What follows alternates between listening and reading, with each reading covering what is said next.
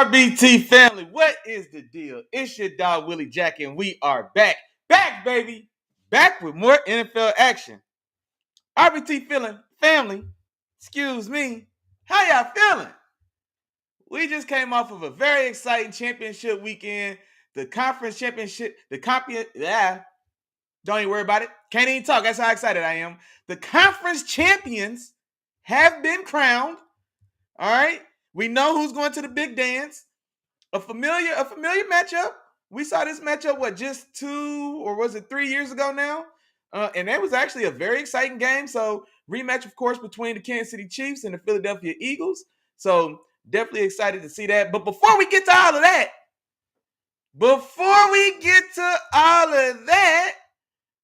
we got to talk. We got to talk a little bit. We got to recap these championship games, man. We got to recap these championship games for sure. Definitely gave us a lot to talk about. And honestly, especially the grand finale, so to say, that NFC or that AFC championship game definitely didn't disappoint. And so if the NFC a little more one-sided than maybe we would have wanted, but still exciting nonetheless. So can't wait for y'all to get in here, get on comfortable, sit on down, tap in with your dog. And yeah, man, we're going to definitely get into it for sure. For sure.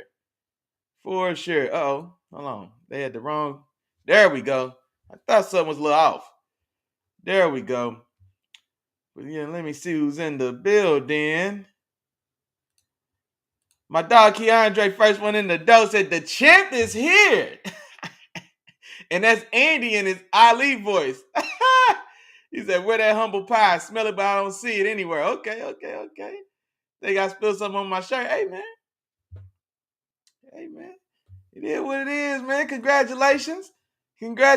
Chiefs moving on to their third straight Super Bowl appearance. Let's see if they yet to be seen, man, if they bring it on home. It'll be the first three-peat in modern NFL Super Bowl history. So a lot on the line, man. A lot of legacy on the line. Well, 2 Sundays from now? So definitely some exciting stuff to get into. Now I'm gonna tell y'all right out the door now. Gotta tell y'all right out the gate. We not gonna get too deep off into Super Bowl talk, because you know what I'm saying, we gotta save something to talk about for Super Bowl Sunday. So we're not gonna get too deep into the Super Bowl talk, the actual Super Bowl matchup per se, but there should be more than enough for us to talk about in regards to these championship matchup games for sure. See who else in the building. Mom Duke's in the building. What's going on? Happy Wednesday, the Big Nation family. She said she's anticipating a good one. Have a blessed show as always. I appreciate you, lady. You know I appreciate you. Yeah. Let me see. Now see, y'all already. Hey, look here, man. We're not gonna start off like this, RBT family. All right. I see y'all in the views. I don't see all of y'all in the chat, man. All right. I don't see all y'all in the chat, man. Drop some in the chat. Say what's up to your dog now. We got a lot of business to take care of, man. We got a lot of things to talk about. And hold on. Give me 1 second here. Get everything going. My dog, hey, man. Hey, my dog. You see that? You see? My dog. On the way. We on the way, man. We on the way.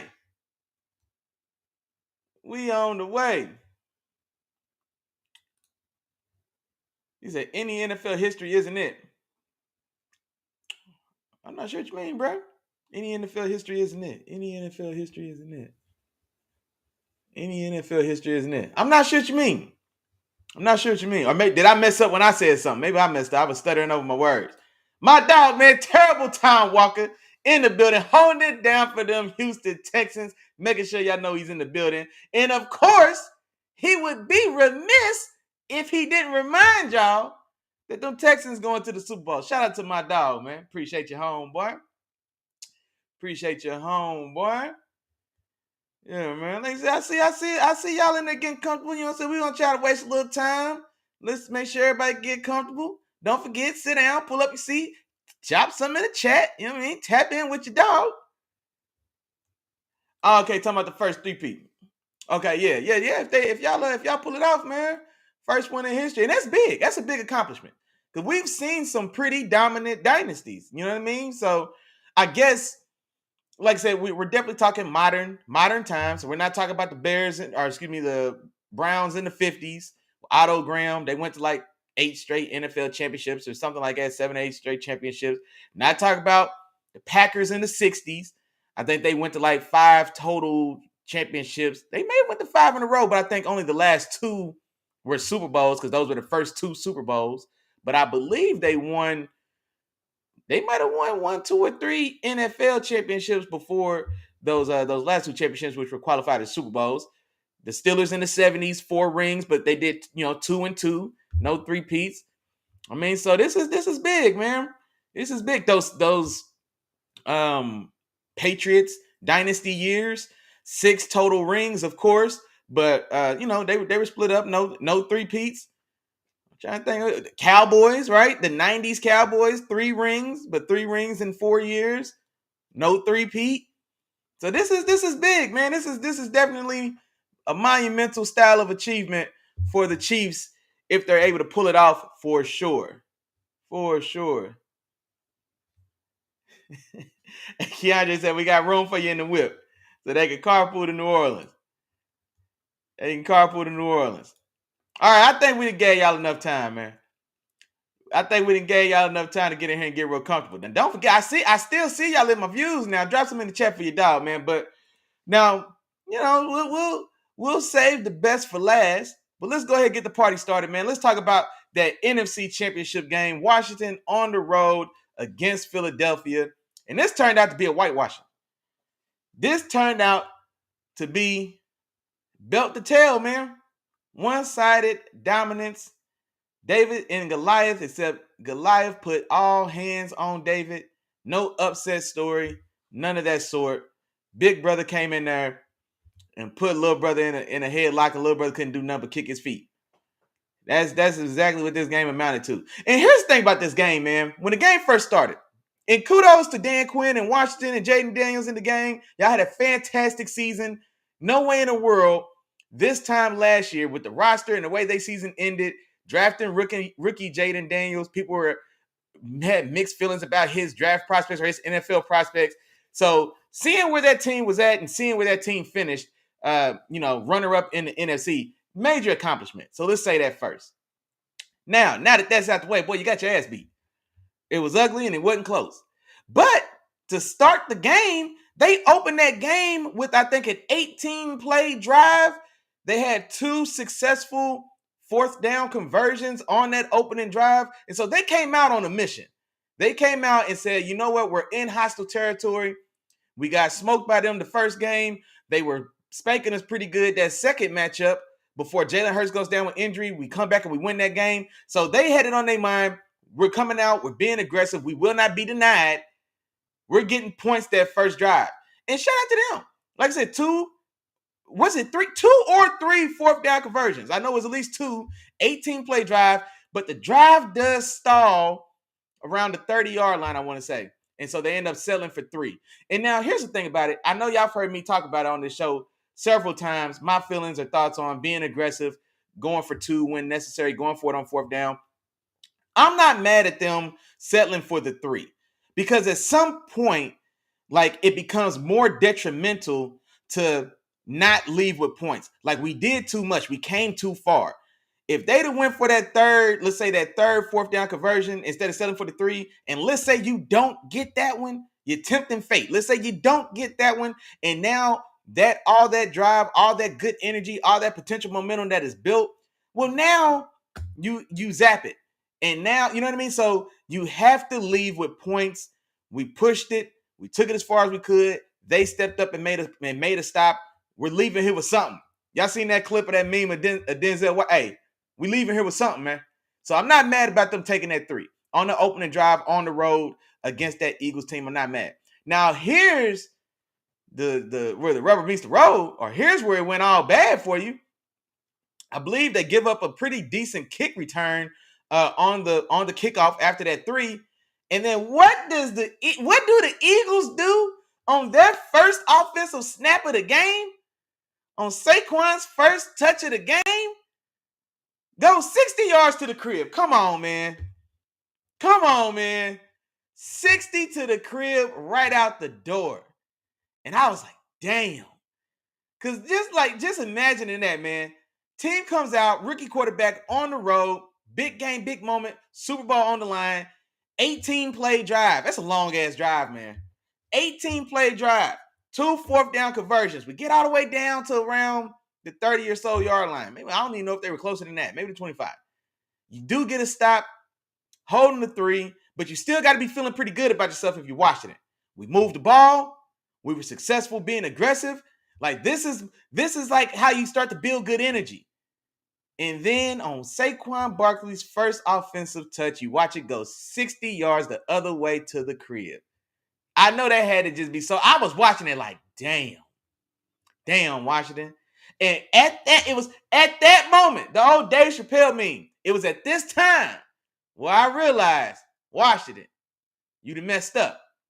You done messed up, man. Because that can't happen.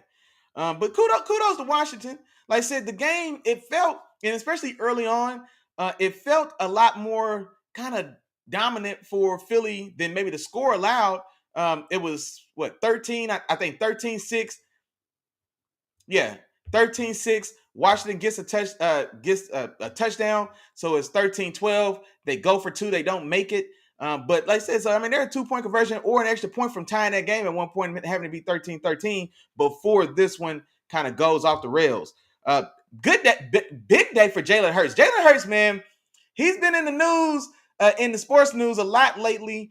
Thanks in no small part to his own play. It's been subpar. AJ Brown, his number one receiver and his best friend on the team. You know, they had a personal relationship before they were teammates. Pseudo best friends, so to say. So, he's been making his feelings known, and no secret about it. He's not happy with the performance of Jalen Hurts, particularly getting him the ball. All that stuff. So there's a whole bunch of noise surrounding Jalen Hurts. He comes out, he balls in this game. 20 for 28, 246 passing yards, 1 touchdown, no interception. And then, of course, tush push or whatever. It is what it is. 3 rushing touchdowns on the day. So it's a 4 touchdown day, no turnover day for Jalen Hurts. So fantastic game. And the damn near 250 yards it's a relative high point. Like I said, one of the higher passing outages that he's had probably in the last 2 months. So fantastic day for Jalen Hurts. AJ Brown is a happy recipient of Jalen Hurts' good day. He goes 6 for 96 and scores a touchdown as well in this game. So now he's happy. I don't know if he read that book on the sideline or not, but successful day. But the star of the show, without question, Saquon Barkley. Only carried the ball 15 times in this game. 15 carries, 118 yards, 3 rushing touchdowns, including that opening 60-yard touchdown run. So fantastic day for my dog, for my dog Chop, man. Fantastic day for Saquon Barkley.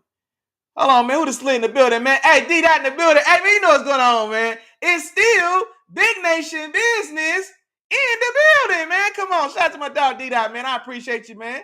I appreciate you as always, big dog. I appreciate you as always, man. But getting back to this Washington and Philly game. Here's the thing about this game as well. It was like the complete inverse or the complete opposite of Washington's game against Detroit.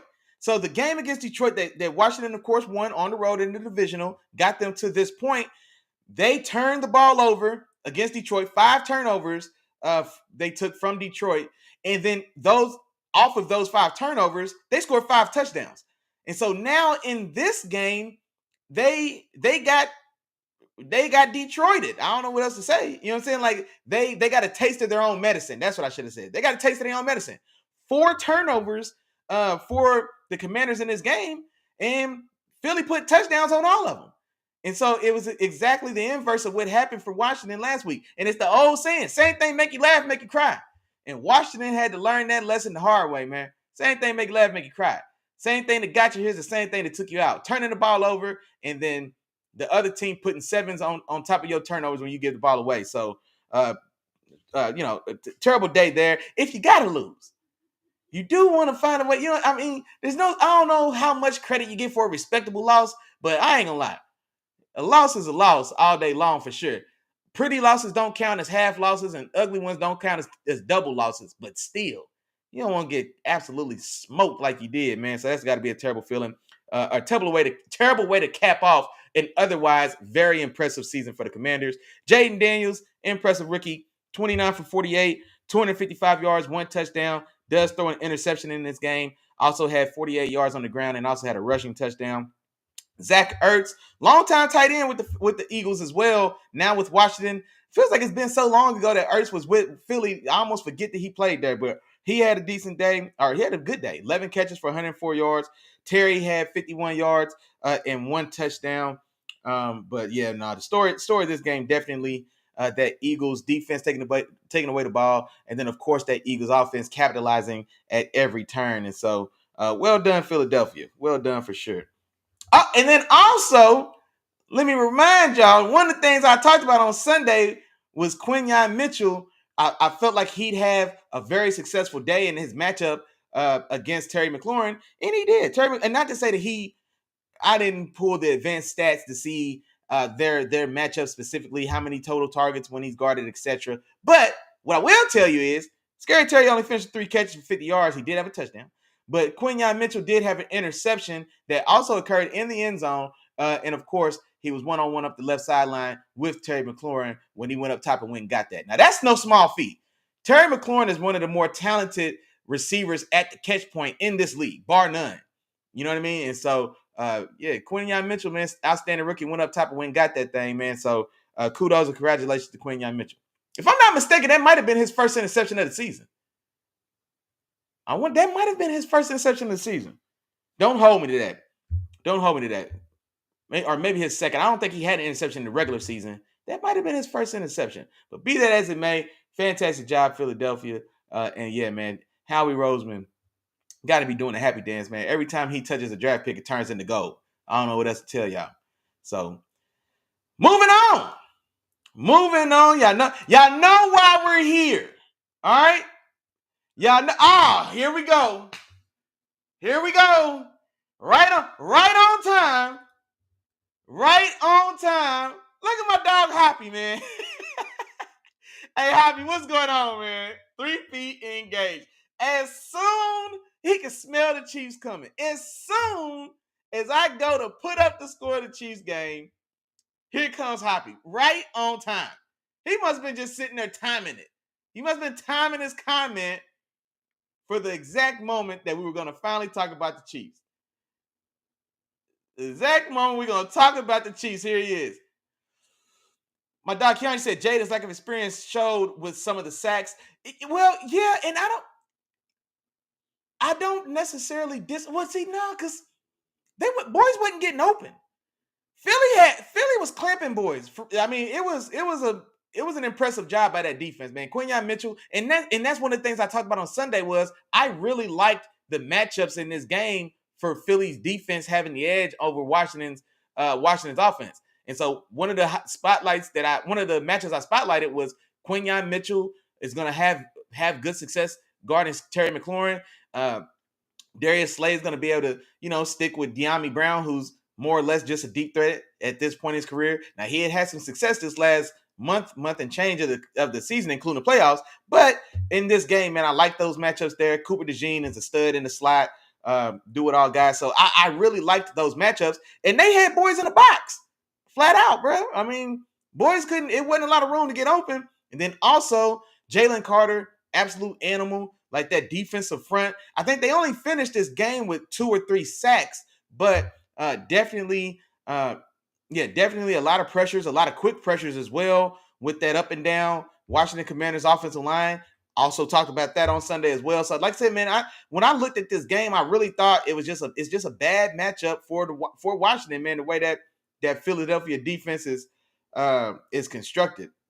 And so I think those matchups just really overwhelmingly favored Philadelphia. But good observation nonetheless.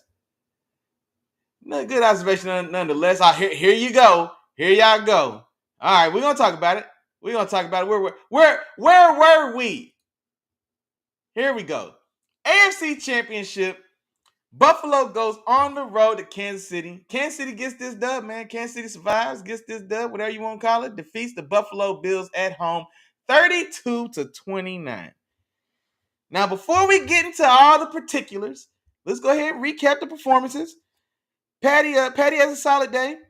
18 for 26, 245 yards, 1 touchdown in the air, no interceptions. Has 43 rushing yards in his game, 2 rushing touchdowns, and did lose a fumble. So very, very productive day for Patty. Kareem Hunt, solid veteran workhorse, 17 carries for 64 yards, did get in the paint. Xavier Worthy had a decent day as well, 6 for 85, including 1 touchdown as well. On the other side, look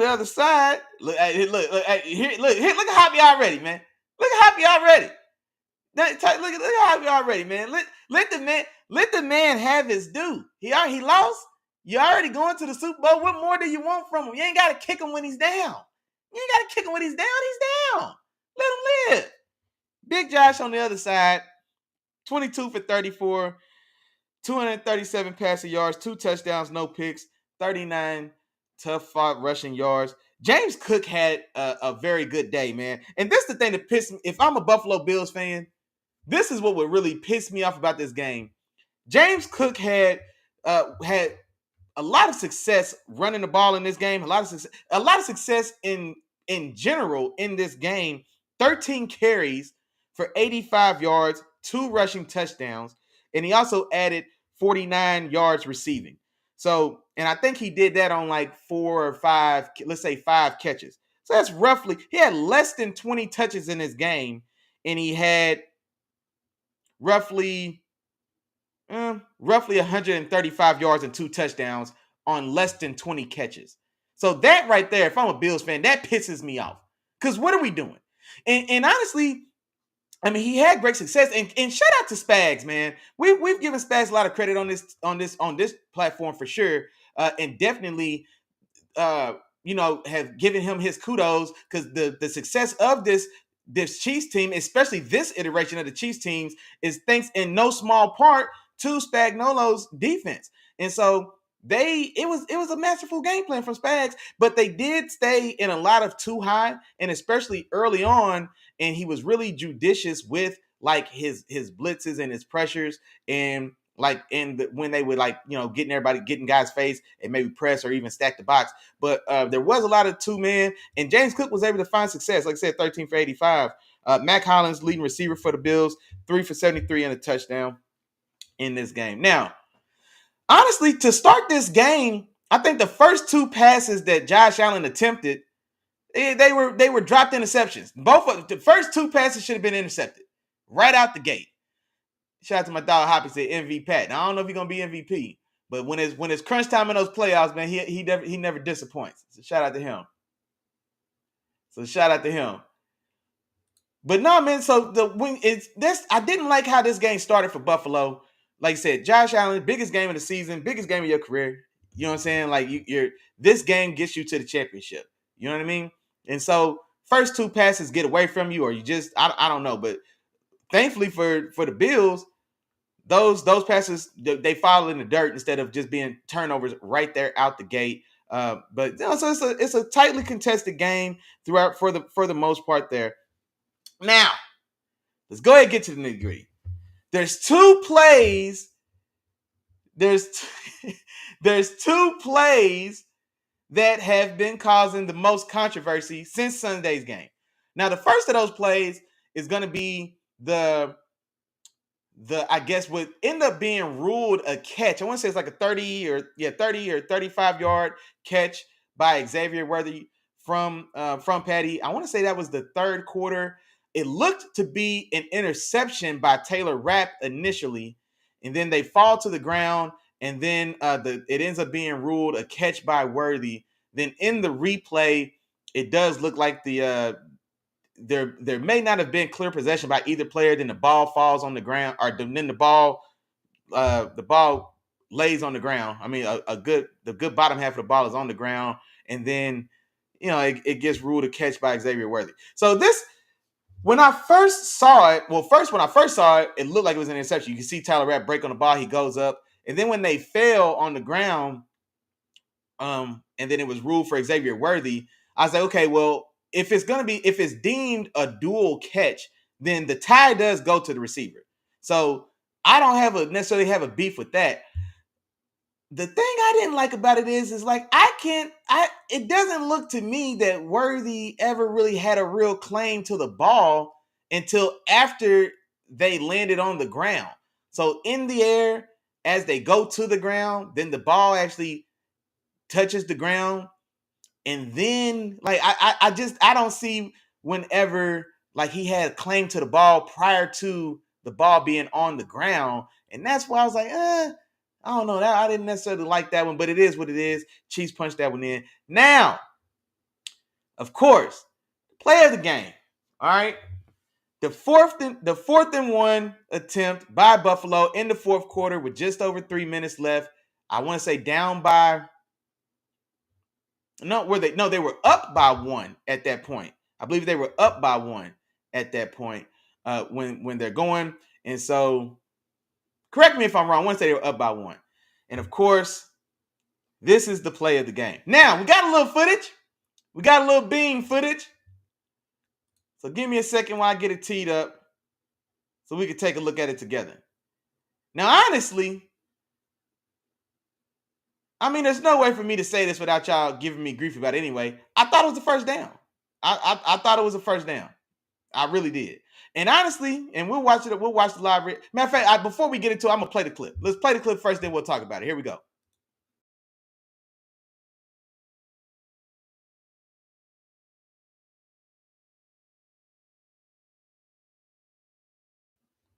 All right. It's going a little fast. I'm going to play it again. I'm going to play this clip probably another once or twice or even 3 times to make sure we all get a fresh look at the clip. We're going to run it back again. Here we go.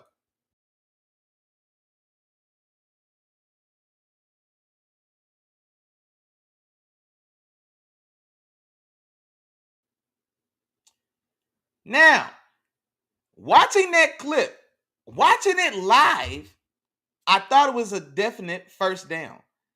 The line the game was exactly that 40-yard line, 40 or 41. Yeah, that 40-yard line. So it's the hard line. They've got the yellow line there drawing on the TV copy. And the 1 and the 7 are on the plus side of the line. His back is over the line. And then I want y'all to try to pay, and in fact, I'm not even sure if it shows in this clip, but pay attention to the line judge at the top of the screen. Because he's running down, indicating, he's coming down the line, indicating a very clear first down. So let's look at that as well.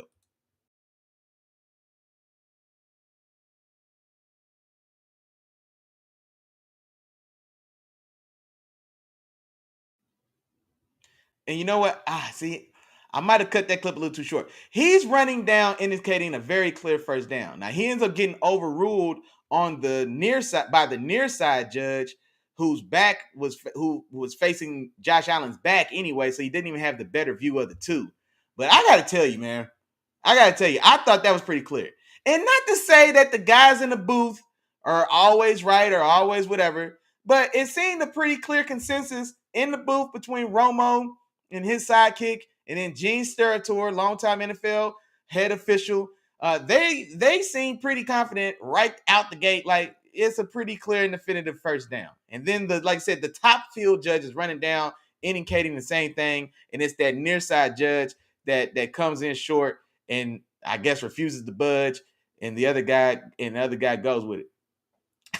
He said, "Get your weight up." Hey man, I'm just telling you. Now, I've got and you know what? I think I actually have a still shot of it as well. So let's take a look.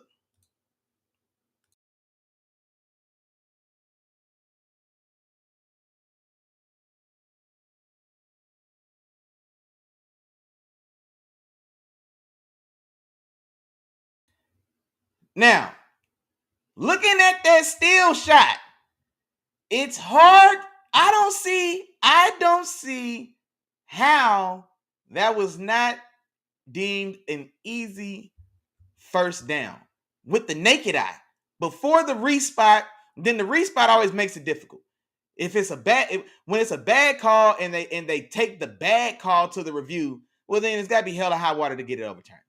But with the naked eye, it feels like it was clear and obvious. It was clear and obvious to the top line, the to the field side judge who was running in. He's got a good foot in front of the line of game versus the other guy who's got a damn near a half yard behind the line of game. I just terrible spot.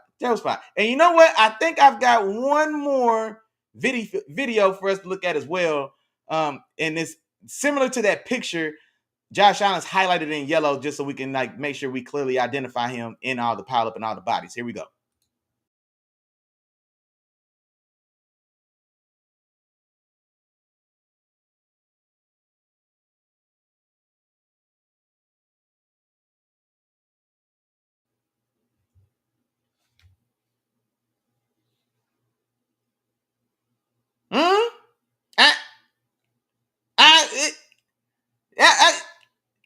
That it speaks for itself.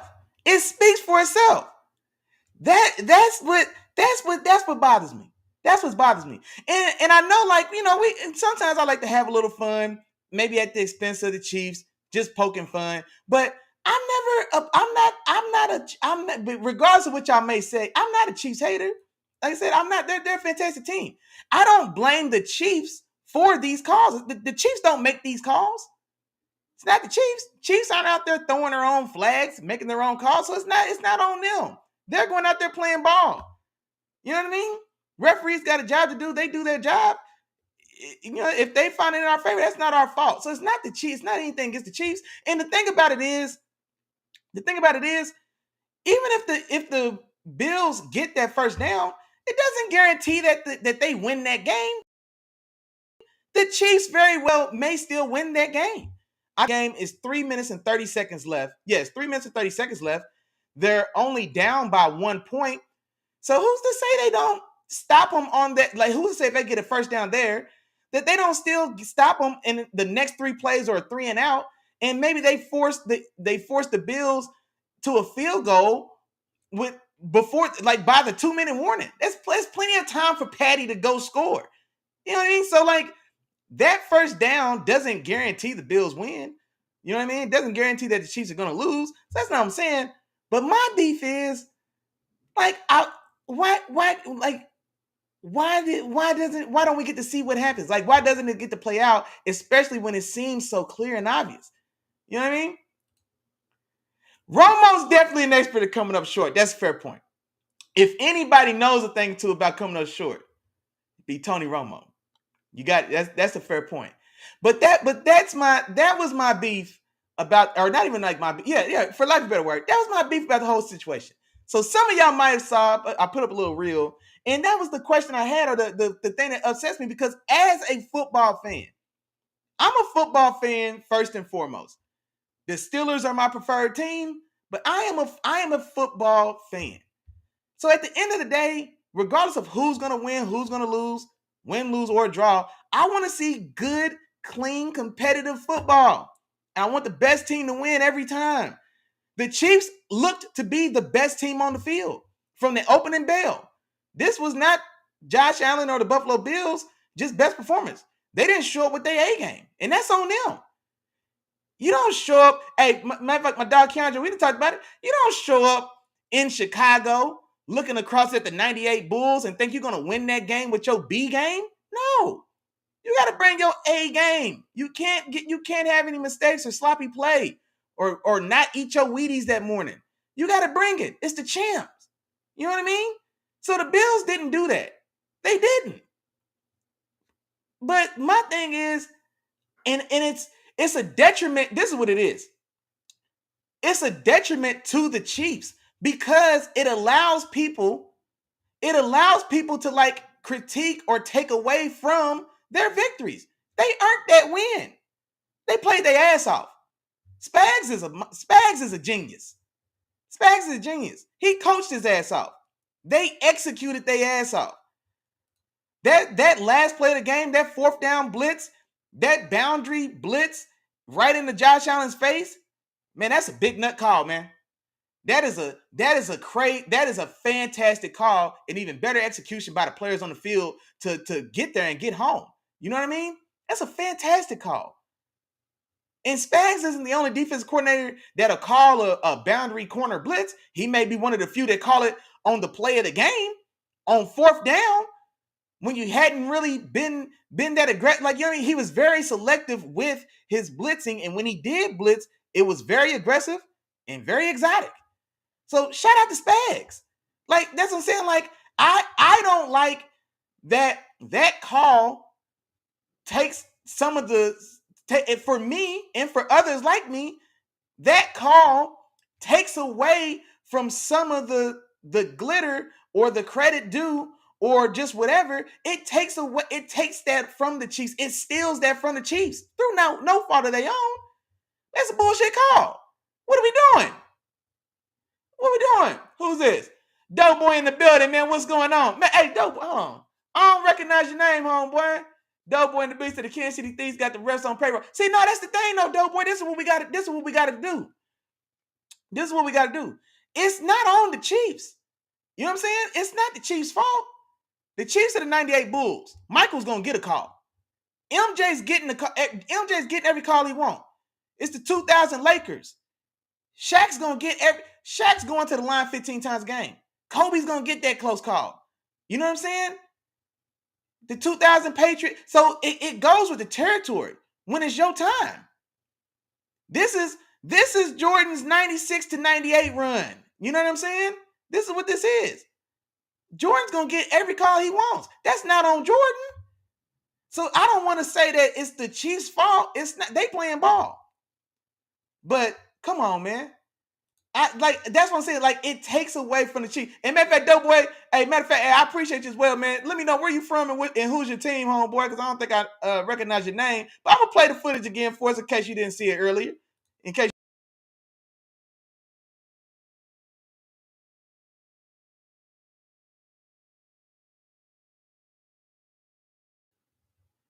And then we got one more as well, man, highlighting Josh Allen, just make sure we can see him clearly in the scrum of bodies. So check this one out too, Doughboy.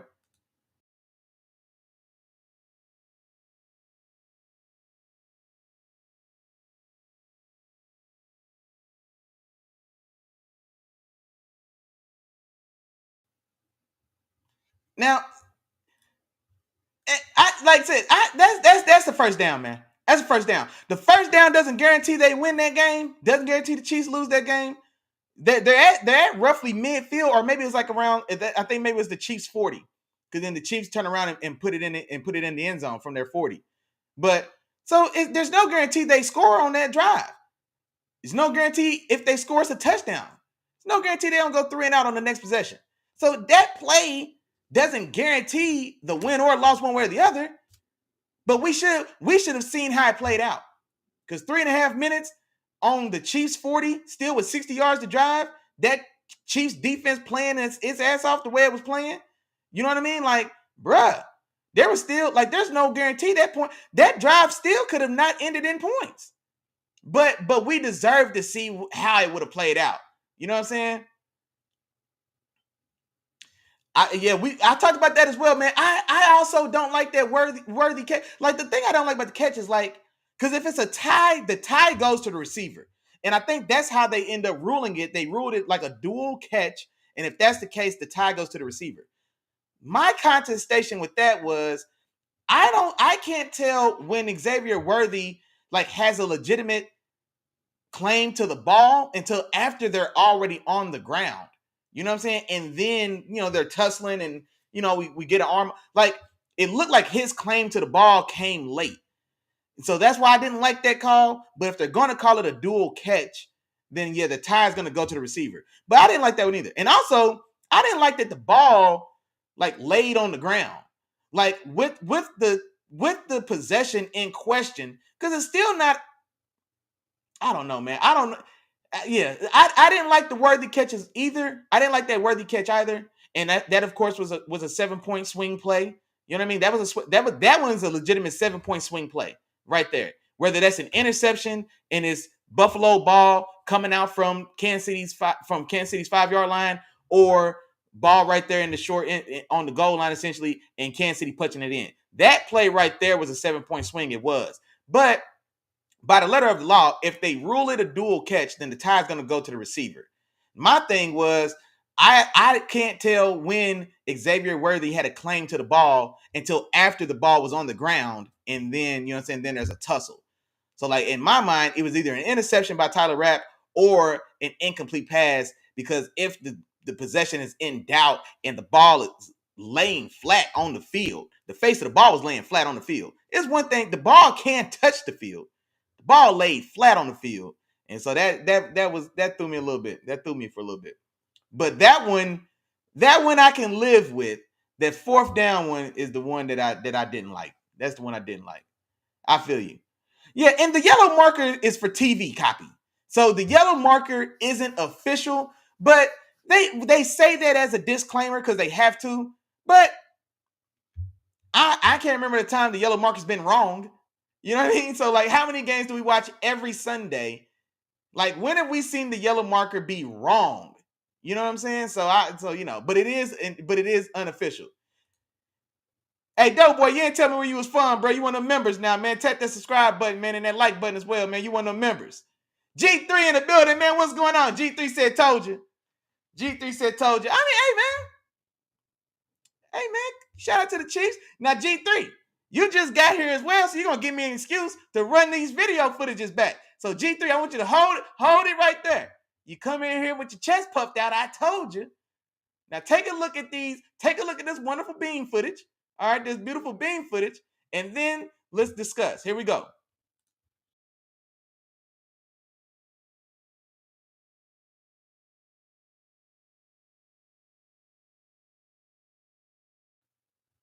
I'm playing one more time. It goes a little quick. I'm playing one more time.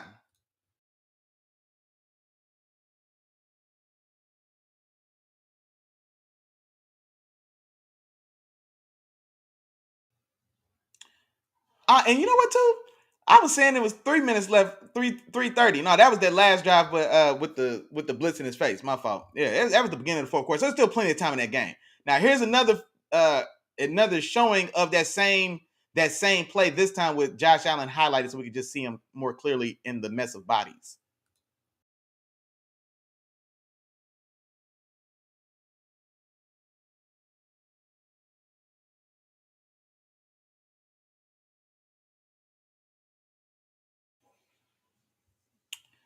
Now G3.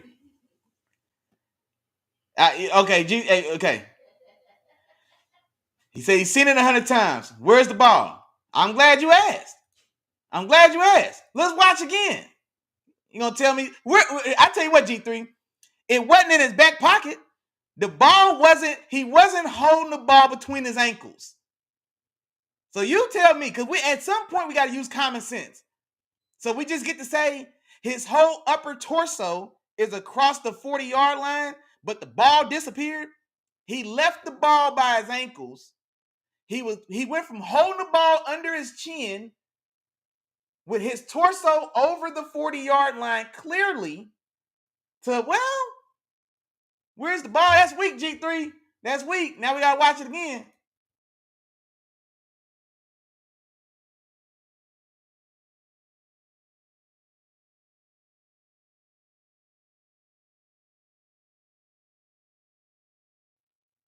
Now, G3, you don't see the ball?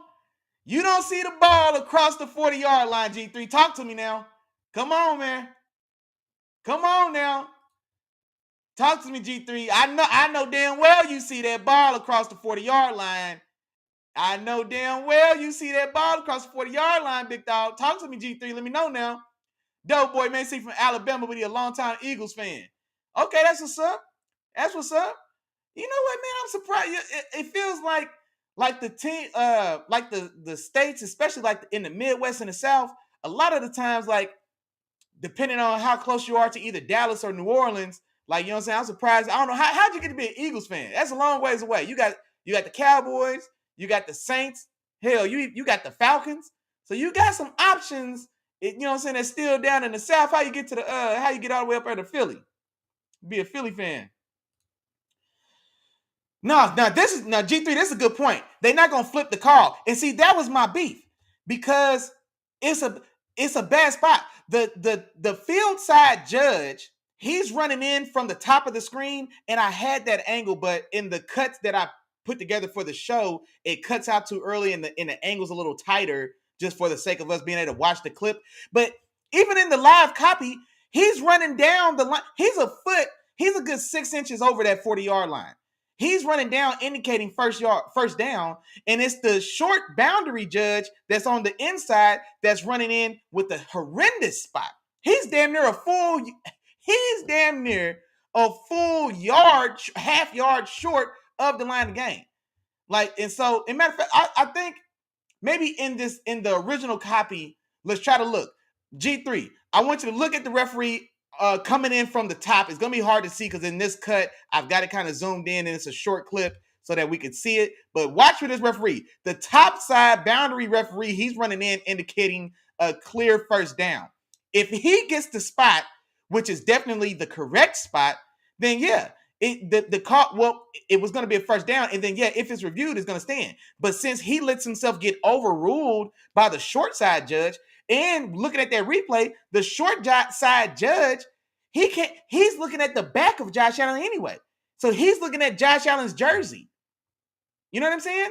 So it should be the top side judge who indicated first down, who had the better view, that should have been the one to make the overriding decision, but he wasn't. So let me play that first one again. You can kind of see that top side field judge running in, indicating a clear first down.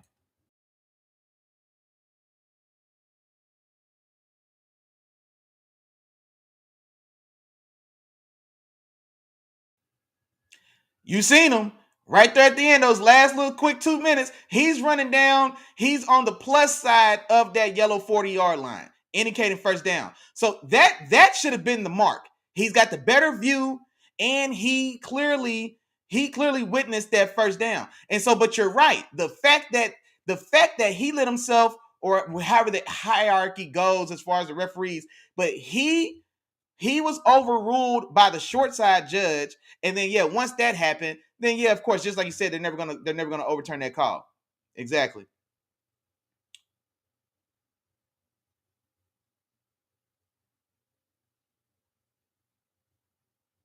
Let me see.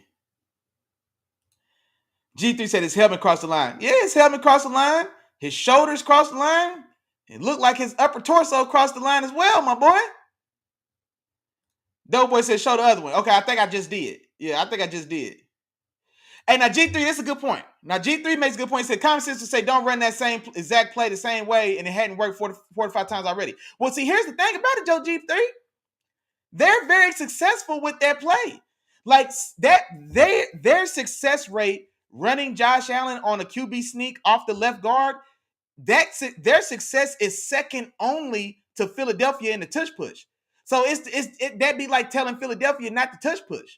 Like, no, they're very dominant and very successful doing it. The only team better than them in those short yardage QB sneak situations, the only team that does it better is the Philadelphia Eagles in the tush push.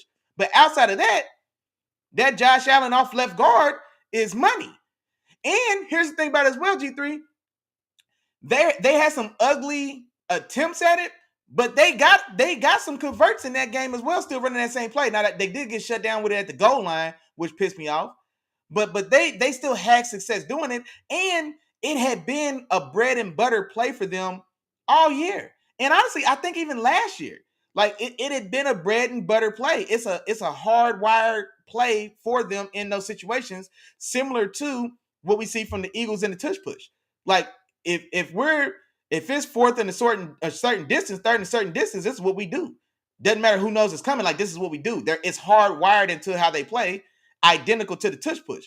And so now maybe could they have been a little more creative and maybe not been as arrogant or maybe too cocksure, or you know what I mean? Maybe they were a little just too, maybe they crossed the boundary of confident into like egotistical. Like, you know what I mean? So maybe you're right. Why not change it up? Why not? You know what I mean? But the only reason I'm saying that I don't necessarily want to critique it in that way, because how many of us would tell the Eagles not to tush push when it's 4th and inches?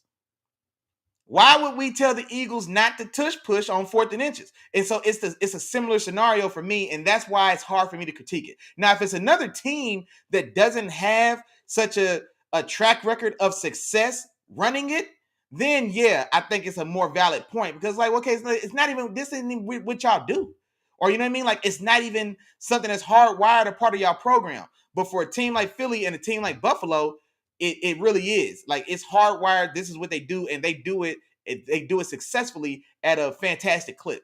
And so like the Josh Allen off left guard isn't as, I guess, publicized because of the tush push. Because the tush push is so much more of an iconic short and goal to goal like play that really took the league by storm when it was implemented for these last, like, what, this the third season of it. So it came first, and it's the, it's the big brother of these style of plays. But Josh Allen in that Buffalo Bills team have been running him off left guard to tremendous success now for, I want to say, 2 seasons. No doubt. Said on the line isn't a cross. Well, see, that's the thing about it as well. Like the line is the first down. So like even when you're even on the goal line, the same rule applies. You don't have to cross the goal line. If the nose of the ball touches the front of the painted line, you don't have to clear the whole line to get a touchdown or a first down. The line is the line to gain. If the nose tip of the ball touches the front side of the line, it's a first. Hey, I'm glad you brought this up, G3, because see, this is another one as well. And that brings me to that second point, the other point I was talking about just a little bit earlier, so we can circle back to it. The fourth quarter, last kind of the last drive of the Bills, where they had 3 minutes and 30 seconds left and they had the ball. I hated that drive with a passion. This is what pisses me off about the way the Bills lost. James Cook was the most impressive offensive player for Buffalo all night. He had 13 carries for 85 yards. He had another 50 yards receiving in this game. He had less than 20 total touches. He had damn near 150 yards and 2 touchdowns. To start that fourth quarter drive to win the game with 3 minutes and 30 seconds left, he's not even on the field for the first 2 plays. Excuse me, I almost got out of character. Why in the hell is James Cook not on the field in the most critical drive of the game when he had been the most successful offensive player for the Buffalo Bills all day? He's not on the field. Not only is he not on the field, on first down you give the ball to a halfback not named James Cook. That's damn malpractice, Sean McDermott. And Sean McDermott's a defensive guy. Joe Brady, offensive coordinator, you need your ass beat. And Sean McDermott, you need your ass beat as well for allowing it. Because ain't no way in hell, down on the road to Patrick freaking Mahomes in Kansas City with the ball back with 3 minutes and 30 seconds and a chance to win and go to the Super Bowl, that on first down, we lose 2 yards on a rush attempt to somebody not named James Cook. James Cook, who, by the way, led the league in touchdowns this year for 9 quarterbacks. He had 20 regular season touchdowns, led the league. In the playoffs, I think he's got 4 or 5 touchdowns this playoffs. In this game, he was fantastic. He was averaging over 6 yards a carry. And you mean to tell me on first down, he's not on the field? Not only is he not on the field, we're going to hand the ball to a damn running back? Are you shitting me? That's ridiculous. That's ridiculous. Then on second down, and kudos and shout out to Spags, they get it. It's a 2-yard loss to Ryan Johnson, the third down back, and on first down, on the most important drive of the game, he gets a 2-yard loss, running the ball at Chris Jones. My freaking guy. If I didn't know any better, I thought Joe Brady threw this game. If I didn't know anything else, if you told me Joe Brady got caught betting on this game or he owed somebody money, I believe it on those string of plays alone. 3 minutes left in the game to win this game and go to the Super Bowl on the road against prime Michael freaking Jordan in Chicago. This is where we're at. This is 98. We're in Chicago. MJ just hit a fadeaway to take the lead, and now we got the ball, and we took Kobe out the game. Are you kidding me? We took Kobe out the game, and then gave the ball to Smush Parker and told Smush Parker to go one-on-one with Scottie Pippen, the best defender on the book. Like, that's how crazy that play call was. James Cook's out. Teron Johnson's in. The third down back is in on first down. We're going to give him the freaking ball. And we're going to tell him to run at Chris Jones, the best defensive tackle in football. That's the play call. Are you shitting me? That's ridiculous. Oh, man. Oh, it pisses me off. Man, my God. Y'all gonna have to excuse me. Then, on second down, shout out to Spags. On second down, my fault. Put the comments back up. My fault, y'all. See, I got caught up talking. Then on second down, shout out to Spags. Spags calls an all-out blitz, and they sit in the house.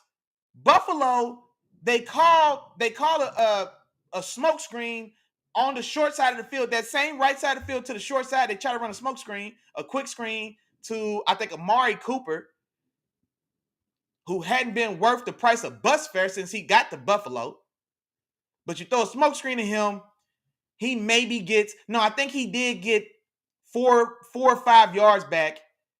He gets 4 or 5 yards back to make it, I think, to make it like 35, 36. I think what was that third down, that next play, an incomplete pass, whatever it was, it ends up being 4th and 5. Then Spags makes the call of all calls, man. Running that short side boundary blitz on 4th and 5 in that, man, that's a beautiful call, man.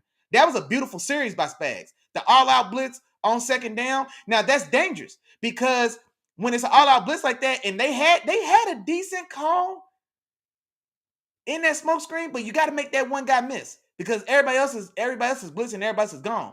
So I mean, if they block it up, or if Amari Cooper's able to shake his ankle out of that tackle, maybe you cook it. Maybe you got something, but you didn't. Shout out to Kansas City. But you run that short side blitz, and this was an incredible play by Josh Allen. He's got the blitz in his face.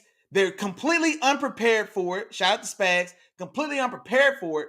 And what does Josh Allen do? He throws a chuck it ball. Everybody in the stadium just thought, man, I just put the ball in the air because I can't get sacked here. It's 4th down. But no, he put a live ball in play. That ball should be caught.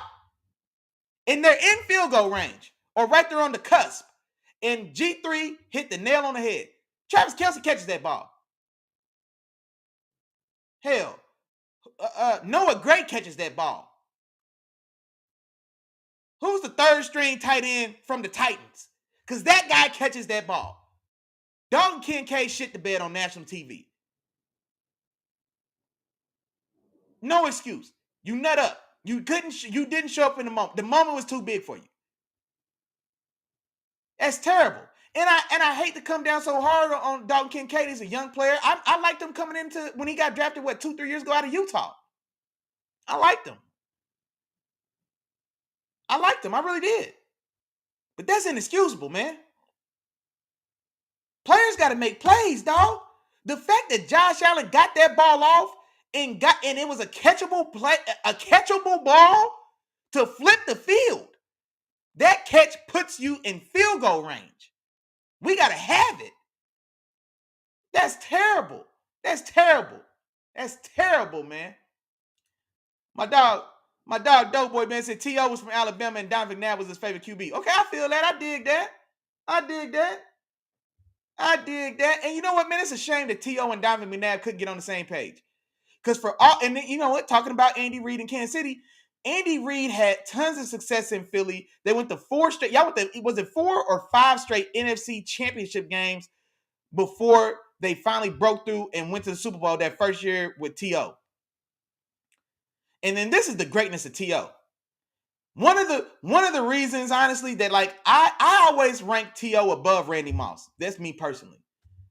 If you have me ranking receivers, I'll go Jerry Rice, I'll go T.O., then I'll go Randy. I've always felt that way. Maybe I'm in the minority, maybe. Whatever. Give me T.O. T.O. gave Bill Belichick, Tom Brady that Patriots defense gave them boys fits with a broken leg. They couldn't do nothing with them in that Super Bowl, man. So yeah, I love me some T.O. as well, man. I love me some T.O. And I love me some T.O. G3 said the zooming in and shit didn't happen like that either. You make a good point, G3, but my question is why not?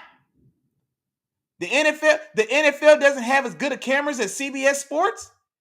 The NFL doesn't have as good of cameras as Amazon Prime. Amazon Prime will freeze frame that shit. They'll spin 360. They'll spin 180, give you an angle live.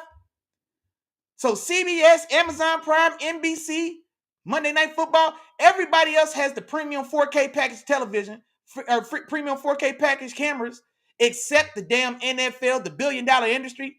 They the only ones who can't afford the good quality cameras. That's inexcusable. Because if CBS can zoom in and show us that play live on TV, so it would be better for the referees to watch CBS's TV copy of the replay than it would be to get the footage from New York. That's bullshit. That's not a problem. That's not our problem. That's not CBS's problem. That's the NFL's problem. Because that's bullshit. Don't tell me y'all can't afford the cameras that CBS got. Hell no. That's another strike against the NFL. That's another strike against the NFL. But you're right. Because from now on, the referees are better served watching the Jumbotron for replay reviews than what we're getting from the New York copy. That's bullshit. He said in real time, it's too close to call.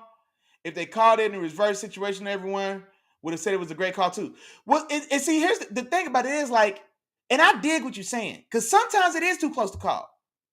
And especially live, sometimes it is too close to call. But my thing is, that one, for a lot of people, was clear and obvious.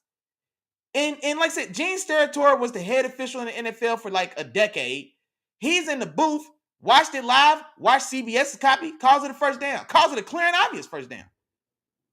Tony Romo, for whatever his opinion's worth, like him or love him, hate him or love him, whatever his opinion's worth, easy first down. Watching the TV copy. Me at home on my couch, easy first down. The line judge, the boundary field judge who's running in on the plus side of the 40-yard line, who saw it live, right, like you're talking about, who saw it live, he came in calling it a first down. You see what I'm saying? So everything you're saying right there is true, and yet and still, that one gave the look of a first down. My dog Kiara said, you graduated in the Kingdom. Why are you a Steelers fan? And Crime Minds want to know, man, get the Browns, but you could have been our second greatest fan. Okay. I can't tell if you're talking to me or if you're talking to Doughboy when he was talking about he's an Eagles fan. I can't tell. I wasn't a Steelers fan. Me? No, I was raised in that cloth, man. You know what I mean? You understand me? I was raised in that cloth, my boy. You know what I mean? You know what I mean? This life chose me, man. The game chose me, dog. Sometimes it be like that, man. The game chose me, man. The game chose me. Y'all might not understand, man. Sometimes it's in you. They can't put it on you, man. The game chose me. I ain't put it on. You know what I'm saying? I ain't put it on. Yeah, man.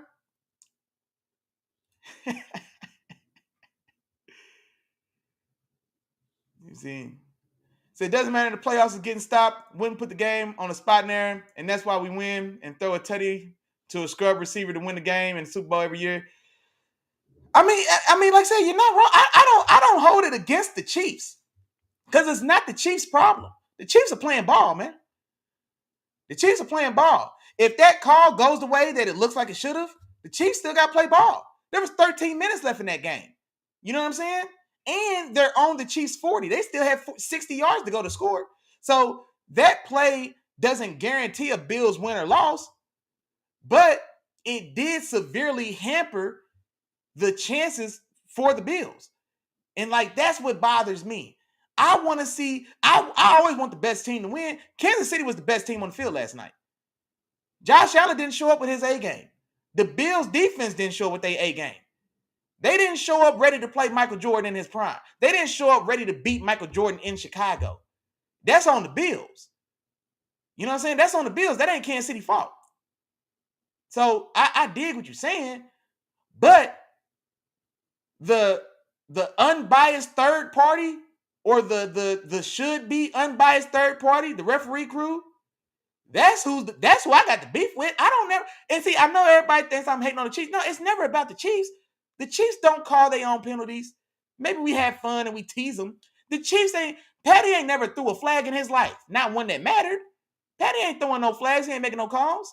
So it's not on the Chiefs or the players. It's not their responsibility. And if a call goes wrong or it's a bad call or they get a call in their favor, shit, that's your fault.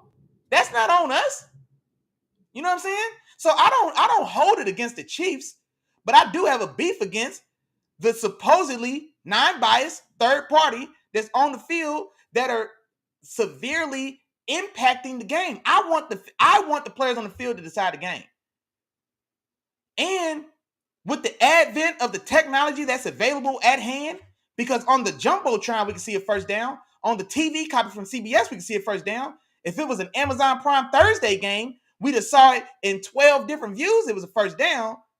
But the unbiased billionaire company, the unbiased billionaire enforcers of fair and equal play, they the ones that still looking at photo stills on Polaroid. Like, that don't make no damn sense. That's ridiculous. But it's not the Chiefs' fault. It's not. Winners win, bro. Winners win, dog. Hey, winners win. Winners win. Winners always find a way to win. And the Chiefs are winners. They're champions. I'm not here to take it away from them. It's not their fault. But I hate they got smut on their name. I don't want the Chiefs to have no smut on their name. I want them to get all the credit they deserve for going out there and kicking Buffalo's ass. Because for the majority of that game, they did. You know what I'm saying? So it takes away from the Chiefs' victory, and it's through no fault of the Chiefs. Like I said, it ain't their fault. They can't do it. No, I wouldn't believe that, though, boy. Ain't no real football fan in the world gonna not watch the Super Bowl. I don't give a damn how mad you are. I don't give a damn how mad you are. You're gonna watch the Super Bowl. So anybody saying that's talk. Or you not a football, or you not a real deal football fanatic. This right here, this channel right here, this platform, this is the home for football fanatics. Ain't no way in hell I'm not watching the Super Bowl because of a bad call or a questionable call. Shit, I want to see good football. And that Chiefs-Eagles game gonna be a damn good game. The first matchup we saw 3 years ago now, that was a fantastic Super Bowl. So you bet your ass I'm watching.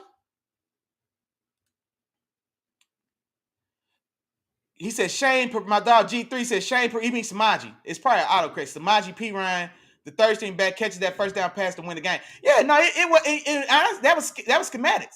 And so here's the thing about Buffalo.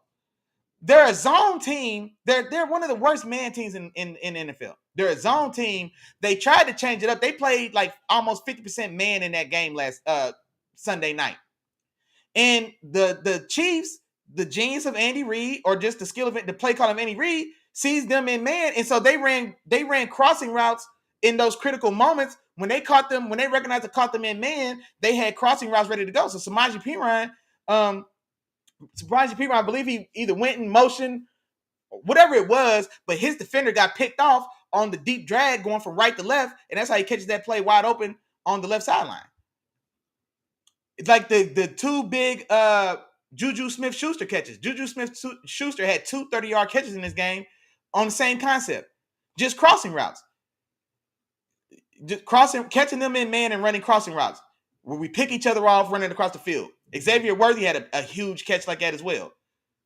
Crossing routes where we pick each other, catching them in man. So that's Eddie Reid and that's schematics. You know what I'm saying? So like Samaje Perine, he didn't do anything special. He was butt ass naked, and it was excellent execution and scheme by Patty and Andy Reid.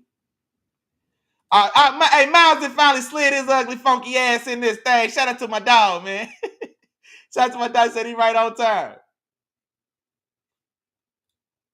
Hey, they should. Hey, all right. I'm probably late on your comments because my fault. Yeah, no, they should. Like, I don't know why. Like, James Cook not being in the game on that first down, on the first 2 plays of that last drive for Buffalo, should be investigated. And not only is he not in the game, bro, they gave the ball to the backup. And they told the backup to run the ball right at Chris Jones. Like, bro, that's ridiculous. Hell no.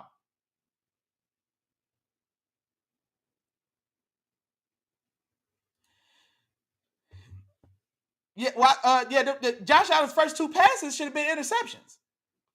Right out the gate, he threw 2 terrible balls.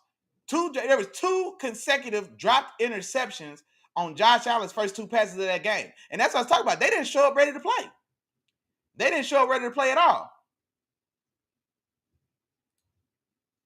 They didn't show up ready to play at all. And see, here's the thing about it. They were ready to stop Josh Allen's legs, but they were conceding James Cook's legs. James Cook was getting busy.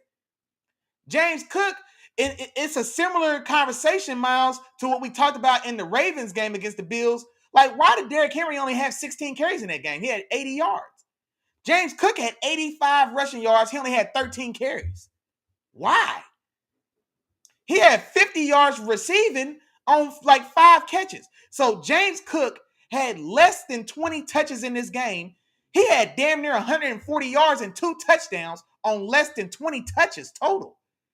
That's criminal. Joe Brady need his ass beat. And Sean McDermott, he's next for allowing the foolishness to go on. You know what I mean? And so, yeah, that's one thing I talked about as well. Shout the Spags, because they played a lot of too high, because they didn't want Josh to let the ball go over their head. So honestly, Kansas City played a lot of too high, and that's probably what helped contribute to James Cook having the lanes that he did, because it was light boxes. You know what I'm saying? It was 6 and 7 man boxes, because they played a lot of too high, especially in the early downs, and then very timely press looks, very timely looks where they crowd the line of scrimmage and maybe they drop out, very timely blitzes. Like he really was selective on when he was actually going to send guys, and when he sent guys, a lot of times he sent multiple. It was a fantastic game plan by Spagnuolo, for sure. It was a fantastic game plan by Spagnuolo, bro. Hey, G3, you on to something. And this has been talked about for, I want to say, maybe the last 2 years. Put a chip in the ball. Exactly, bro. What are we doing? There's way too much technology out here, dog. Like, why are we relying on human error? I'm glad you brought that up. Like, why are we relying on human error? Man, they could put a weightless nano chip in the ball. It won't inflect flight trajectory. I'm talking about, man, we've got nano chips that are a fraction the size of a grain of rice. I'm not making that shit up. Literally. We've got nano chips right now in 2025 that are the fractional size of a grain of rice. Why isn't one of those in the ball? Like my dog G3 just said. What would it take to put one of those in the ball, man? Seriously, what are we doing? Why are we relying on human error? So yeah, no, absolutely, dog. I'm with you. I'm with you, man.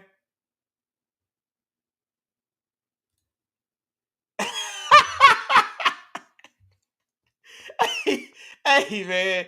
Hey, why y'all gotta do my dog Josh like that, man? Why y'all do my dog Josh like that? Miles said they didn't believe in their guys. Man, I'm behind on this chat, man. My bad, dog. I'm behind.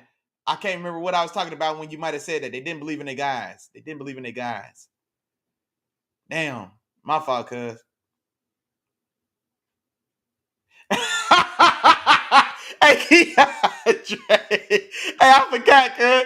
Hey, Smush be catching strays every now and again, cuz. Out of nowhere, too. Smush really do be catching strays on here randomly sometimes, dog. I don't know why that is. Shout out to Smush Parker. Probably because his name is Smush. Whoever nicknamed you Smush, I hope you teed their ass too.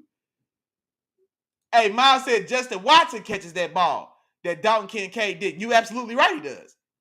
You damn right he does. You damn right he does.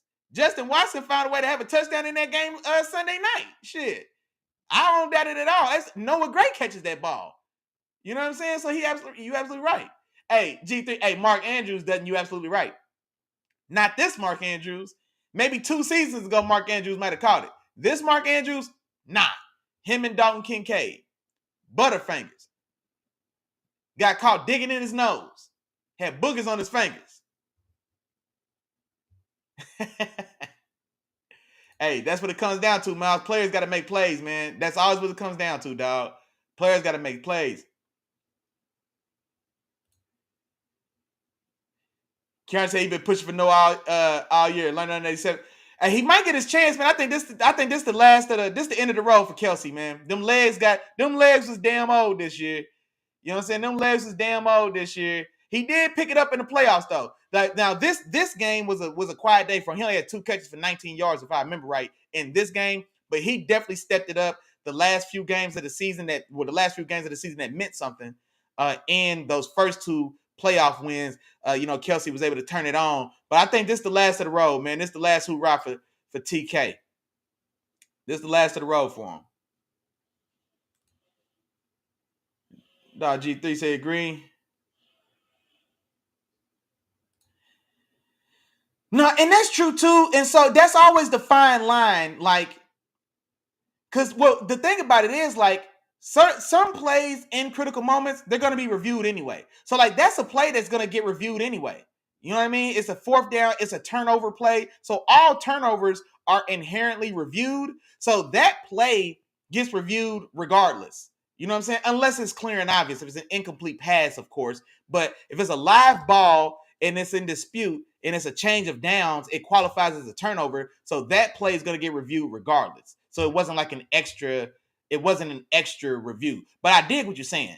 Like, you know what I mean? Like, because we can't get too nitpicky or get too caught up in the weeds for every little detail. But in certain circumstances, like the last 5 minutes of a ball game or something, like, I think there can be an appropriate context for, like, moments that are clear, like that for things that are clear and obvious that have such a drastic effect on the outcome. Like, those things are worthy of being reviewed in my estimation.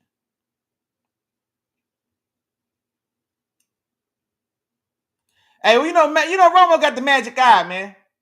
Romo got the magic eyes. Yeah, Gene got all those CPS. I'm trying to catch up on this chat, y'all. My bad. Yeah. Well, if Rice don't get suspended, because I think they haven't necessarily decided what his punishment is going to be from the incident he had 2 summers ago now.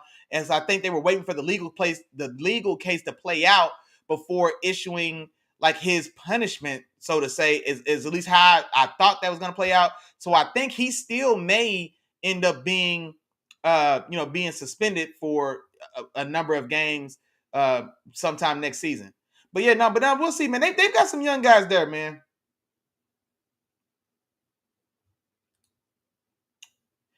He said, "Where are these a fake pick from Kelce Hall of Fame call?" No, yeah, that was on the Worthy play.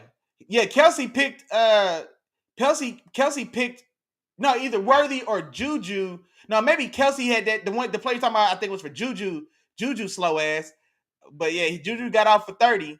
But I think, yeah, that's that play.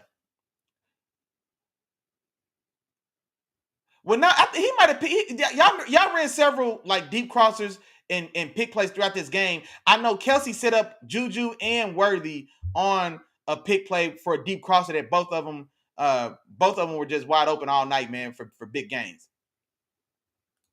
They definitely did. I think Josh on those like quarterback sneaks and things, he had 3 fumbles. Now they recovered all 3, or I think he might have recovered all 3 himself. But yeah, no, it definitely was tough sledding. It really was. And that speaks to your point earlier, like, and I agree. That's one thing I agree with. Like, even though they like that Josh Allen off left guard is their version of the tush push. They run it hell or high water. They really do. It's deeper than them just being stubborn. But at the same time, like, it was in flux all night. Turnovers and potential turnovers all night running it. Like, my God, man. Like, at a certain time, when does our confidence turn to hubris? Like, you know what I mean? So I feel you there. I definitely feel you there.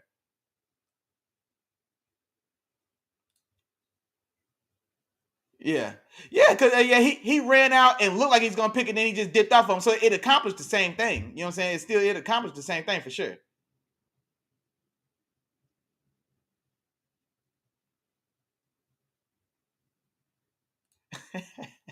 Hey, Keanu just said, "Slow down on the chip. Don't let the chip get in the way of this dynasty right now."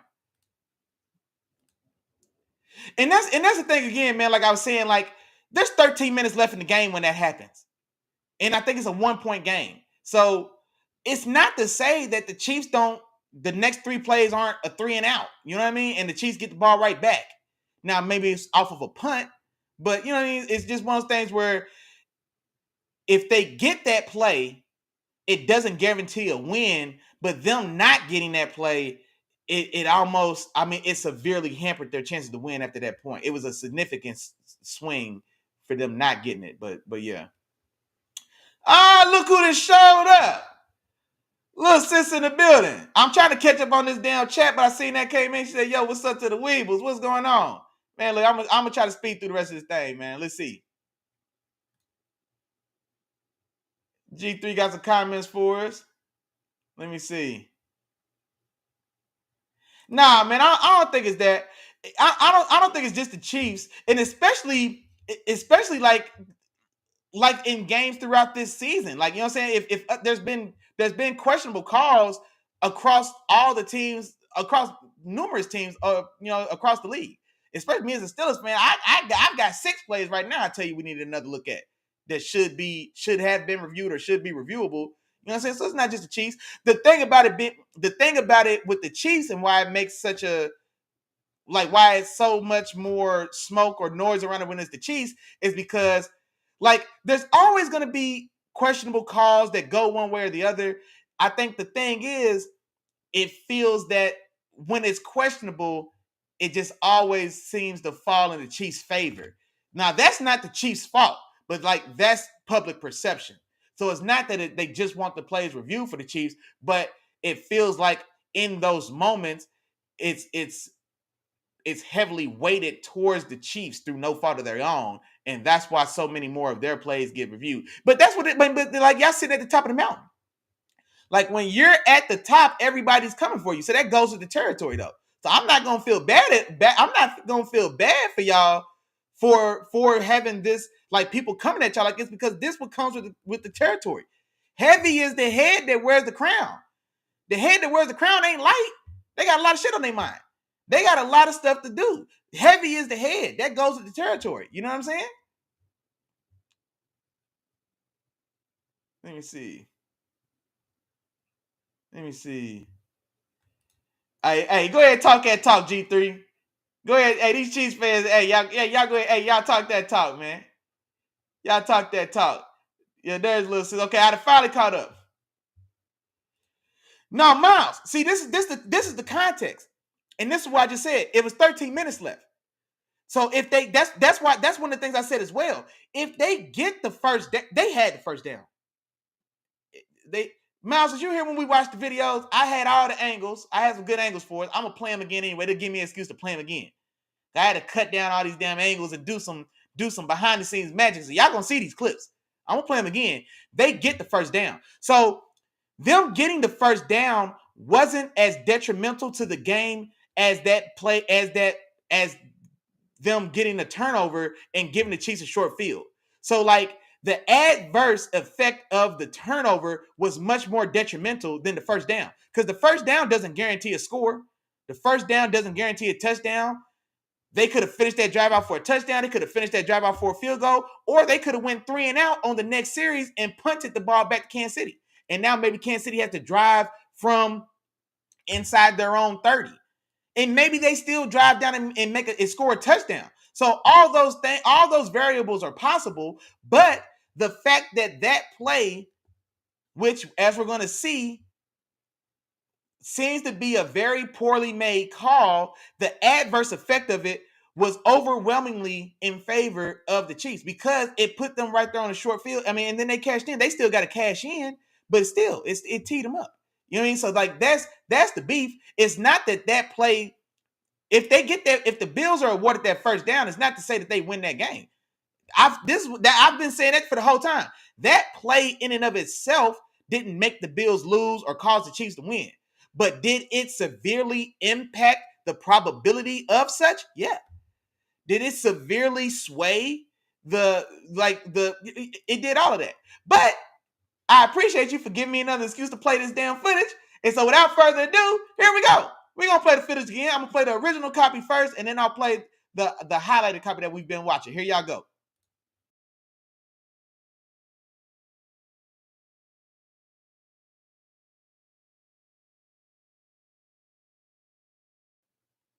Now, Miles, I know you got a lazy eye, so I'm going to play it again for you.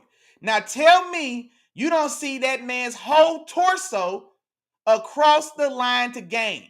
The full 17 on his back is across the 40-yard line, but I'm going to play it again for you, just in case you had your good eye closed.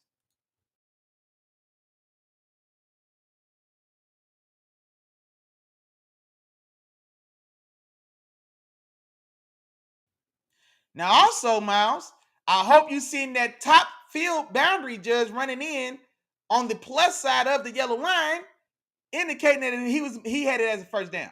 Now, just in case you still got something in your eye, I got another angle for you.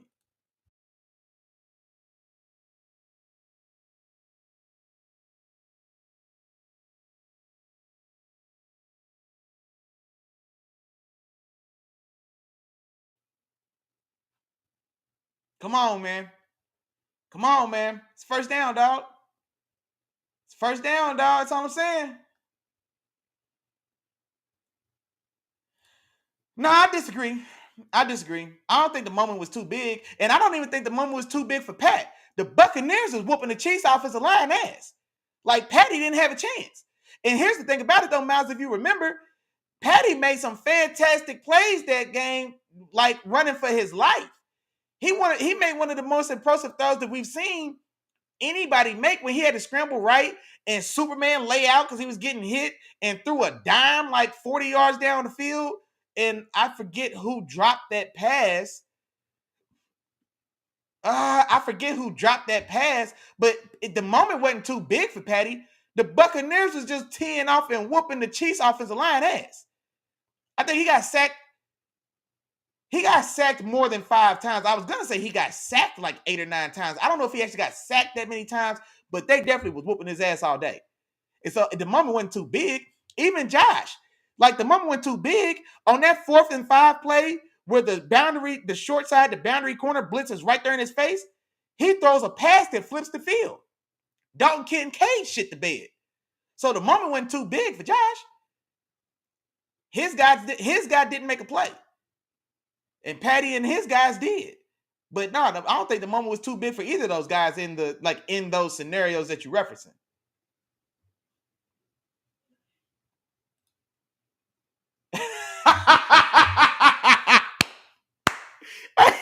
Hey, Keandre, dog, come on, man. He's like, hey, in them tight moments, he pray every ref at their kids' college on the Chiefs. Hey, and you know what they do? They damn sure do. Man got his mortgage on the Chiefs. That man who came in and spotted that ball a full yard short or damn near a full yard, no, not even a yard short of the line. He spotted that ball a yard short of where the field judge was marking it. His kid's future was on the Chiefs. Ain't no question. Ain't no question at all. I want that man investigated. He's the Billy Donovan of the NFL. Y'all might not know. Billy Donovan was a notorious referee in the NBA who got exposed for point shaving and swaying games and making one-sided calls, etc. There's a whole documentary about it. This went on for years. Billy Donovan in the NFL. Y'all can do your Googles. Say if you're a champion, you got to move past it. No, absolutely. But Josh Allen can't throw that pass and catch it. All Josh can do is take Dalton Kincaid to the water. That's all he can do. All Patty can do is take Justin Watson to the water. Justin Watson's drinking. Dalton Kincaid wasn't thirsty. Don't mean Josh didn't take him to the water. You know what I mean? Now, if Josh throws that pass to himself and then he runs down there and he drops it, all right, well, boo-boo on Josh. But no, all I can do is put you in the room. You got to bring it home yourself, big dog. You feel me? All I can do is introduce you and get out the way, Miles. And then from there, you're on your own, big dog. I did my part. All I can do is throw the oop. I can't throw the oop and, you know what I'm saying? All I can do is throw the oop.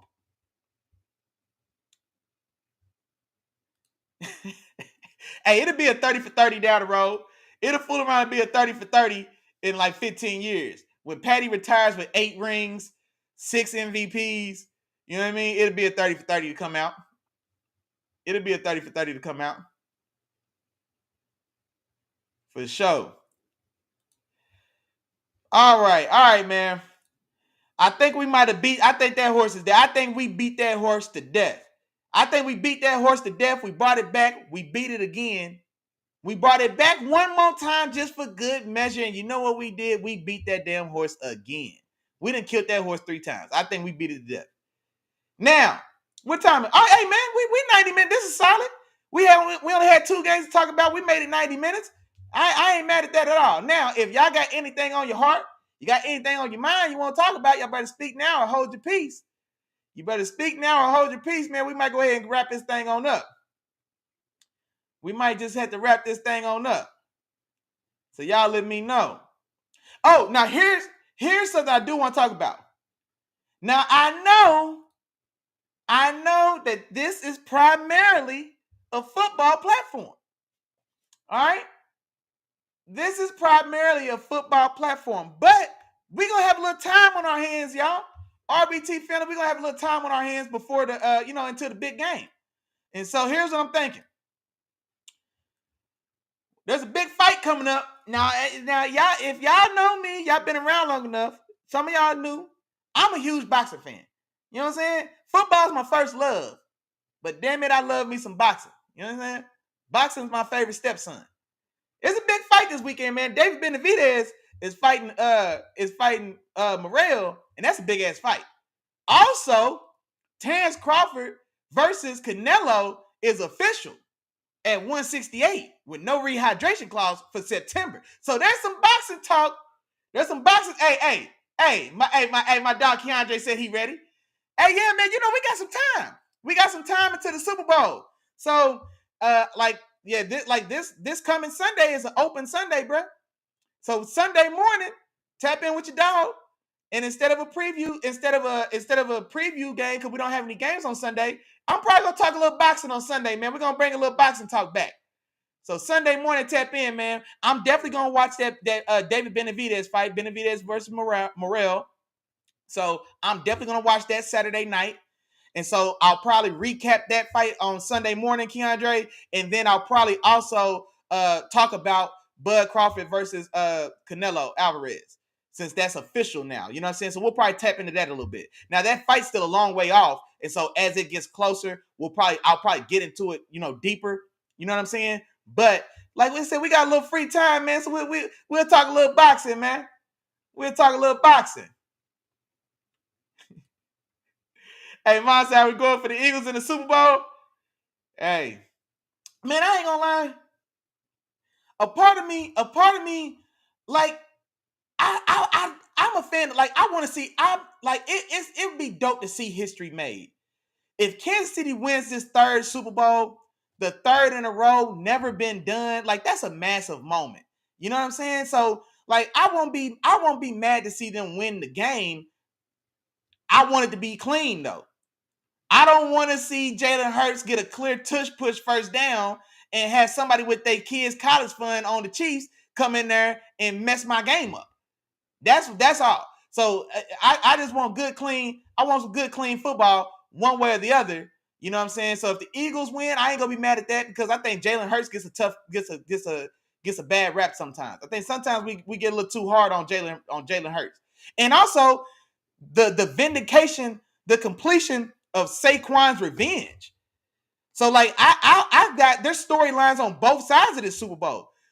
Imagine Saquon winning the Super Bowl 1 year after the Giants gave him the finger and tossed him aside and said, man, get your raggedy ass on, man. We going with Danny Dimes.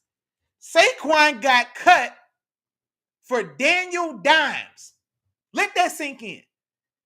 And in the first season that since the Giants cut his ass, that next season he goes to a division rival, he runs for 2,000 yards, and then imagine if he wins the freaking Super Bowl. That's a hell of a story, dog. That's a hell of a story. So I'm kind of pulling for Saquon to win the Super Bowl just so he can just cap off this ass kicking he been giving the Giants all year. You know what I'm saying? So I kind of want to see Saquon cap that off.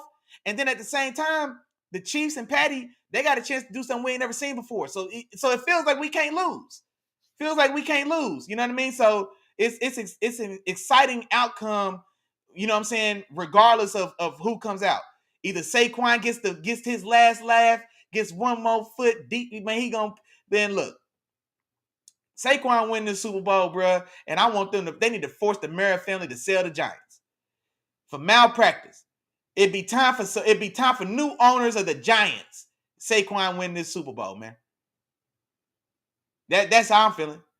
Get y'all ass out the way, because y'all clearly don't know what the hell y'all doing. For Danny Dimes. You gave Danny Dimes $40 million. You need your ass beat. Then you let go of Saquon to keep Danny Dimes. And then thank God you did. Saquon's career was being wasted. He wasted 5 years. Look what he did in the first year. Now, he did go to the Eagles. It's a hell of a roster. Eagles got the best roster top to bottom in football. So, Saquon's fantastic, but he's got a lot of work around him, too. This is KD going to the Warriors. Let's not get it twisted. Saquon going to the Giants is KD going to the Warriors. Don't mean KD didn't get them rings. So I ain't mad at it at all. You know what I'm saying? I ain't mad at it at all. But yeah, Saquon getting that ring to really stick it to the Giants, man, I would love to see that. I ain't gonna lie. Hey, you know what time it is? Yeah, we're gonna have a little bonus boxing. This time it's gonna be time to talk a little boxing, man. My dog Miles said he with it. Yeah. Hey, my dog Keandre said he the other way. He said boxing is his favorite nephew, but football's his favorite nephew, but boxing is pride and joy. Yes, yeah. Yeah, I feel you, dog. Yeah, I feel you. I'm the exact other way, but it's close. I got football's my number one. But man, I really love some boxing, dog. I ain't gonna lie. So yeah, I've been excited to talk boxing, man. I didn't even talk about Fury and Usyk's rematch. You know what I'm saying? Like, I ain't even really get into that. I would have loved to talk about that. You know, that time and that moment's passed. You know what I'm saying? But with the Super Bowl coming up, we got some time. It's gonna be a perfect time to talk a little boxing, talk a little square and circle. You feel me? So yeah, man, I can't wait. You know what? Yeah, Tank fighting Lamont Roach. You know what I'm saying? And you know what? I'm glad you said that. You know what, Miles? I'm gonna write that down. I'm gonna put together like some talking points for us. You know what I'm saying? To talk boxing, because I really want to talk about the legacy of Tank Davis, because I feel like he's pissing away his own legacy.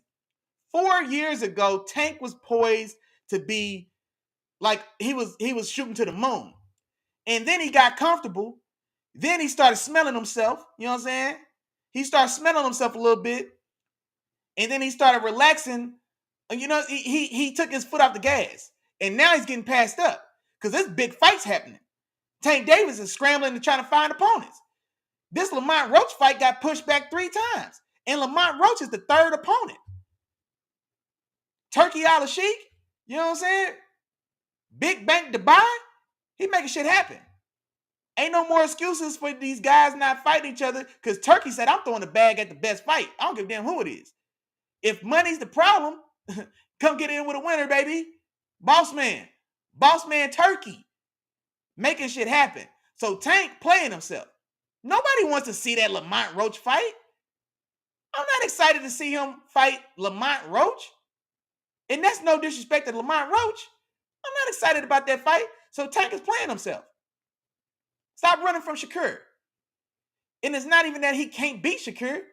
There's no reason he didn't fight Shakur, though. And to turn around and fight Lamont freaking Roach, who's got to come up a weight class to even do that. Like, boy, get the hell out of here. But yeah, no, we're going to talk about Tank. I'm curious to know what y'all think about his legacy, man, and what's going on with him. There we go. Hey, David Morrell. I don't know why I blanked on his name. David Morrell and David Benavidez. Hey, Doughboy, man, what you know about boxing, man? Hey, shout out to Doughboy, man. That's my Bama. Hey, that's our new Bama boy, man. What you know about boxing, man? We're gonna see. Tap in Sunday, man. We're gonna see if he. Hey, Keandre, man, tell Doughboy come back Sunday, man. We're gonna see if he really know anything about boxing, dog. We're gonna see if he really know a thing or two about boxing, man. No,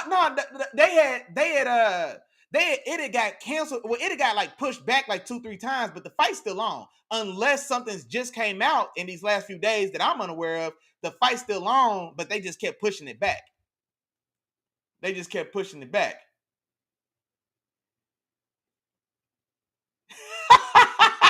Hey, mama, he said you a Missourian. Uh-oh.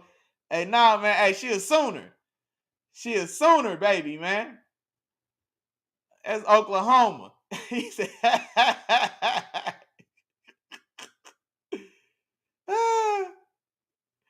he said, can we get one game of red and gold hearts? Yeah. Hey, Miles, hey, that's a good one as well, bro. Hey, see, hey, Miles, boy, you read my mind now. I was going to wait and talk about that for the Super Bowl show, but nah, this is definitely, like Saquon probably wasn't going. This 1 year, I think this one season is probably going to be enough, honestly, because it was never a question of his talent, but he was on a losing organization. He was injured a lot. And so we never got to see what that ability could actually do tangibly on the field. This is the first time we've actually like tangibly got to see just what he could be. This is the first time we're seeing Saquon at his full strength. You know what I'm saying? And so I definitely think he wins. First year from the Giants, this 2,000 yards. I think he's what? He's got like the record for the most 60-yard runs in a season, or in some type of crazy record for 60-yard touchdown runs. He did that shit this year. He done broke like 8 60-yard touchdown runs in this season alone, bro. You know what I mean? Like, including the playoffs, I think he's going to have over 2,500 rushing yards. That's crazy, dog. So, yeah, I ain't going to lie. This might put him on. This should. And especially because there's no reason that we would expect this to slow down. So, he's going to be he's got another 2 years of this. He's got another 2 years of this, possibly. So, yeah, I think this definitely, I think you hit the nail on the head. I think this definitely sparks his Hall of Fame campaign for sure. This year and one more, not to say he's got to run for 2,000 next year, but that'll be enough to get his jacket. And not only does it get him his jacket, I think these next two, this year and then these next 2 years in Philly, I think it's a 3-year guaranteed or 3-year deal in Philly. I expect all three of them to be phenomenal, assuming he's healthy. But also, Saquon's going to be in some style of top 10 back conversation, which is kind of crazy because these highs the high is so short-lived, but it's so special. And if he catches up, but I'm telling you, like, bro, Saquon's legacy is going to be an interesting talking point, man, if they win this Super Bowl. And just to see how his tenure in Philadelphia plays out as a whole. So, yeah, that's definitely something I want to run back for sure. Oklahoma and Missouri first cousins. Hey, they both country ass cousins. They country ass cousins for sure. Hey, you know what, man? Dope boy, you might know some boxing. Jerron Ennis played himself too, bro. Ennis played himself too. He should have fought Virgil Ortiz in 54. Because this Stanionis fight, they were talking about Stanionis and him fighting 5 years ago. When they were both still prospects, they was talking about fighting. Or that was a fight to be made. Now, that's not Ennis's fault. I think Stanionis kind of ran from him. You know what I'm saying? Or avoided him. No, him and Virgil Ortiz as well. I'm lying. Virgil Ortiz and Jerron Ennis should have fought 5 years ago. And then Ortiz got depressed or whatever was going on with him. He left the sport for a while. Then he came back. He had to move weight classes. And then Stanionis was also there in the wings. Like, Stanionis and Ennis should have fought 3-4 years ago as well. And so, like, Ennis, a goal that Ennis had, and it says Jason, but I think it's spell check. It means Jerron Ennis, Boots Ennis. He said a goal was he wanted to unify at 47. He wanted to unify at welterweight. And I guess he's not giving up on being a unified champion, and he's doing it at the expense of just bigger and better fights. Fight Virgil Ortiz at 54. What are we doing, man? Like, yeah, Stanionis gets you a unified title. He'll have the WBO and WBA, I believe. But that fight ain't worth shit, man. It don't change the like it, you know. Like what to be? He'll gain another belt and be a unified champion, but it doesn't affect his legacy. That's not that fight does nothing for his legacy or his standing as a fighter. He's still a talented guy with no bodies on his record. He's a very talented guy with no body. He ain't caught a real body yet for as talented as he is, and he's getting older. He's 28. He's damn near 30. Who's his best win? It'll be Stanionis. And who's Stanionis? You know what I'm saying? And that's a shame. I wish he'd have fought Virgil at 54. And also, Brian Powell Jr. He played himself as well, backing out in his fight. Oh, no, Brian Norman Jr. Exactly. Brian Norman Jr. backed out of that in his fight. And now he's fighting on the undercard of a woman's fight. And it's a woman's fight. It's not Amanda Serrano or nobody like that. I don't know whose undercard he is. He's on the undercard of a women's headline fight now, backing out of a fight with Jerron Boots Ennis. So these guys, man, they really hurting themselves, playing themselves, like feeling themselves too much, bro. Feeling themselves too much. But now I hope he handle his business. I definitely hope Boots handle his business for sure. Get that unified title. Then maybe they run it back. Then maybe they entertain the Brian Norman Jr. fight again. You know what I mean? But if I imagine that's probably how it would go, and then maybe by then he'll finally be ready to move to 54. Yeah, I mean, that shit sounds good until you fight Lamont Roach. Hey, Miles, all that shit sounds good until you get stuck fighting Lamont Roach because you can't find no other fight. And Lamont Roach had to come up from 130 to fight you. So all that stuff is cool if you, like, he thought he was Canelo. You know what I mean? And the only reason Canelo gets away with that shit is because that Mexican fan base is so strong. Because nobody's been excited about the guys that Canelo's been fighting either. But that fan base is so strong. And like Canelo demands $50 million anytime he touches the ring. It don't matter who's across from him. And that's just the way it is. Tank, we love you. But you ain't that. Nobody's going to give Tank $50 million to fight Lamont Roach. It's not going to happen. You know what I mean? So he overstepped a little bit, and now you stuck with this bullshit fight that nobody wants to see and nobody's excited about. Now, we're going to watch it because we expect you to knock him out. Everybody wants to see a knockout. You ain't got to like baseball to like seeing a home run. That's what Tank gives you. This fight is the equivalent of somebody who likes seeing home runs and doesn't like baseball. Because I don't give a damn about this fight, but I'm gonna watch it because I'm just waiting for Tank to knock him out. You know what I'm saying? Oh yeah, hey, he one of them new members, man. He from Alabama, man. That's our new Bama boy, man. He from Alabama, but he an Eagles fan. And he might know a little boxing too, man. Somebody say what's up to Dope Boy in the chat, man. You one of them members, big dog. Make sure you hit that like and subscribe button before we get up out of here. Says Saquon almost got buried. Hey, it was but here's the thing. Barry was getting off though. Like Saquon, half his time in New York, he was injured.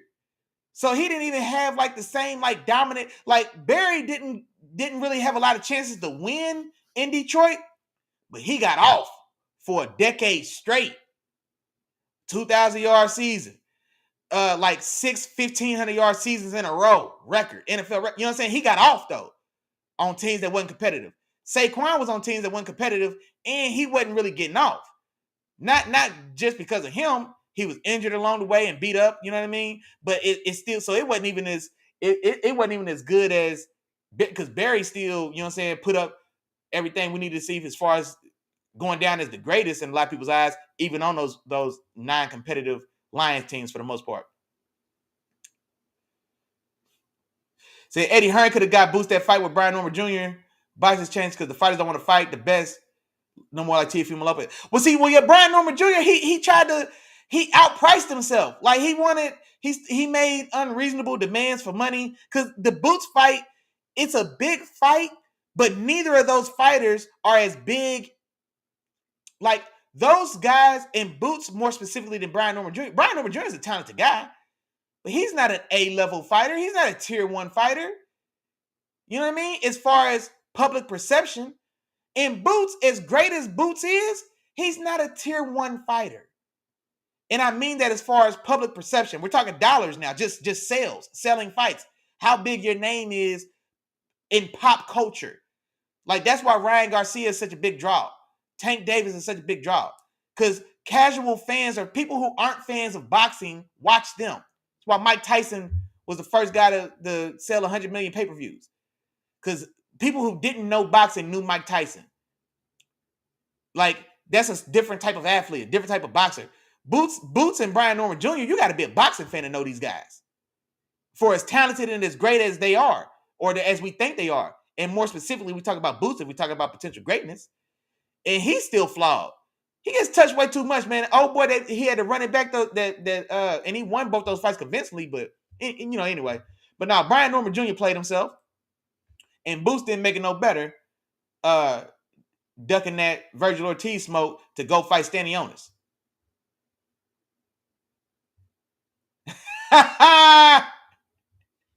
Hey, and just like that, we gonna wrap it up with that. Hey, don't. Hey, let me out, man. Hey, just like that, man, we gonna call it, man. Hey, good talk tonight, though, man. Appreciate y'all. Shout out to all them members in the building. Y'all know what time it is. Shout out for that real member roll call, man. We gonna get it started. Hey, man, shout out to the newest member, man, Dope Boy from Alabama, holding it down for those Eagles. So I know he gonna be riding hard in the Super Bowl for his Eagles to get it done in the rematch against those Chiefs. Appreciate your homeboy. You one of them members now, big dog. Make sure you hit that like and subscribe button before you get up out of here. Shout out to my dog, my brother Miles, man, holding them Chiefs down. I appreciate you. Shout out to Mom Dukes in the building as well, hold me down. Appreciate you, mama.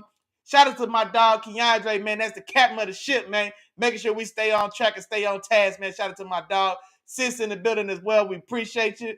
Man, hey, I'm looking for you. I know my dog Hoppy was in here somewhere. I was trying to find your comment.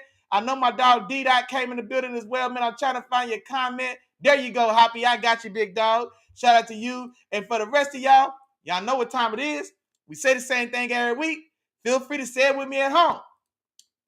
If I forgot to say your name, damn. Hey, my bad. But charge it to my head and don't charge it to my heart. You know we thinking about you, big dog. Appreciate all the love support as always, man. Like I said, we had 2 games to talk about. We still found a way to get in here and kick it for 2 hours. So appreciate that, man. Y'all have fun. Y'all be safe. Like I said, next Sunday's a free Sunday. Gonna give us a good excuse to get some good old boxing talk in here, man. So y'all still show up and tap in with your dog. Sunday, 10 a.m. Tap in with your dog. We're going to recap that David Morrell and David Benavidez fight this Saturday night. Tap in and watch that if y'all have a chance to. And then also we're going to preview, get into that Bud Crawford and Canelo Alvarez fight for September. We're going to talk a little Tank Davis as well. We'll just do a general recap of what's going on in the boxing world. But until then, y'all have fun. Y'all be safe. Enjoy the rest of y'all night. I'll see y'all Sunday morning. Peace.